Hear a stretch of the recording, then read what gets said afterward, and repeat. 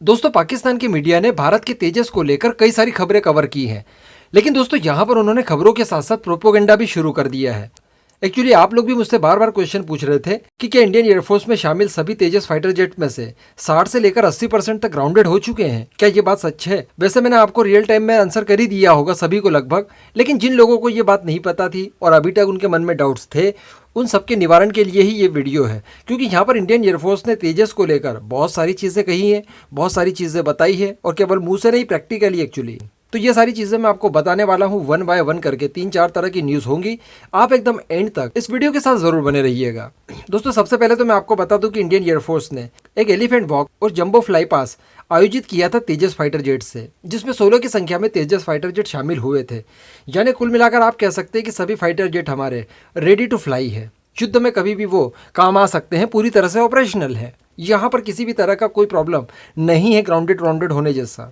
इसी के साथ साथ दोस्तों, इंडियन एयरफोर्स ने एचएएल और डीआरडीओ को थैंक यू कहा है कि उन्होंने इतना फर्स्ट क्लास प्रोडक्ट बनाया कि इसकी सर्विस अवेलेबिलिटी 80% है। जी हाँ, 100 फाइटर जेट अगर आपके पास तेजस है तो उसमें से 80% यानी 80 फाइटर जेट हमेशा रेडी टू वॉर रहेंगे। यहाँ पर मैं आपको बता दूं कि अगर कोई रूसी फाइटर जेट होगा, कितना भी एडवांस होगा, उसकी सर्विस अवेलेबिलिटी कितनी होगी मालूम है आपको? 60% बड़ी मुश्किल से। जो उसके नॉन एक्सपोर्ट वर्जन है वो भी 70% से ऊपर सर्विस अवेलेबिलिटी नहीं देते होंगे, लेकिन तेजस का 80 प्लस जा रहा है, मतलब ये बहुत ही सॉलिड चीज़ है। तो यहाँ पर पाकिस्तान के प्रोपोगेंडा का टाई फिश हो चुका है। इस तरह के प्रोपोगेंडा करने के पीछे उनका मकसद ये था कि जो उनके जेब 17-60% ग्राउंडेड हो चुके हैं, उस कमी को कहीं ना कहीं छुपाया जा सके भारत की आड़ लेकर।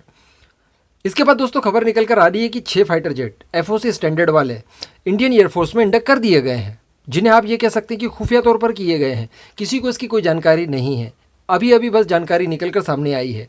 अब ऐसा क्यों किया ये हम लोग नहीं जानते। एचएएल जाने और इंडियन एयरफोर्स जाने, जो भी होगा अच्छा ही होगा। इसी के साथ साथ खबरें निकल कर ये आ रही है कि 3 और एफओसी अभी और मैन्युफैक्चर किए जा रहे हैं, जिनमें से एक एफओसी स्टैंडर्ड का तेजस बहुत ही जल्दी अपने फ्लाइट ट्रायल्स शुरू कर देगा। जी हाँ, एक्चुअली इसी महीने में एक एफओसी फाइटर जेट अपने फ्लाइट ट्रायल्स शुरू कर देगा। तो कुल मिलाकर जल्दी ही उसका भी इंडक्शन हो जाएगा इंडियन एयरफोर्स में। और 2 जो और एफओसी स्टैंडर्ड के फाइटर जेट्स हैं, वो भी बहुत ही जल्दी बनकर फ्लाइट ट्रायल्स कंप्लीट करके इंडियन एयरफोर्स में शामिल हो जाएंगे। इसके बाद दोस्तों, बात कर लेते हैं आईओसी वेरिएंट के फाइटर जेट के ऊपर।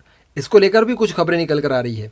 वैसे आप लोग जानते होंगे कि एफओसी और आईओसी में जो कुछ थोड़े बहुत डिफरेंसेस हैं, उनमें से एक डिफरेंस ये भी है कि जो एफओसी वेरिएंट है उसमें आप हवा में ईंधन भर सकते हैं, यानी ईयर टू ईयर रिफिलिंग उसमें पॉसिबल है, आप कर सकते हैं। लेकिन यही चीज़ आईओसी स्टैंडर्ड में नहीं है। आप समझ रहे हैं? तो अभी एचएएल की तरफ से बताया गया है कि जल्दी ही, जैसे ही यानी एफओसी वेरिएंट के सारे कंप्लीट कर दिए जाएंगे फाइटर जेट, उनके बाद जितने भी आईओसी हैं उन सभी फाइटर जेट्स में इस तरह की हवा में ईंधन भरने की सुविधा ऐड की जाएगी, यानी ये वाली प्रॉब उसमें इंस्टॉल की जाएगी। यानी इसका प्रोविजन पहले से ही एचएएल ने दिया होगा इसमें। तो यहाँ पर आप समझ चुके होंगे कि जो तेजस प्रोग्राम है उसको लेकर काफ़ी सीरियस है हम लोग, और उसके ऊपर काम लगातार चल रहा है। जो बीच में उल्टी सीधी लोग खबरें उड़ा देते हैं, इन पर ज़्यादा ध्यान देने की ज़रूरत नहीं है। दोस्तों, इस पूरे मुद्दे पर आपका क्या मानना है नीचे कमेंट करके ज़रूर बताइएगा।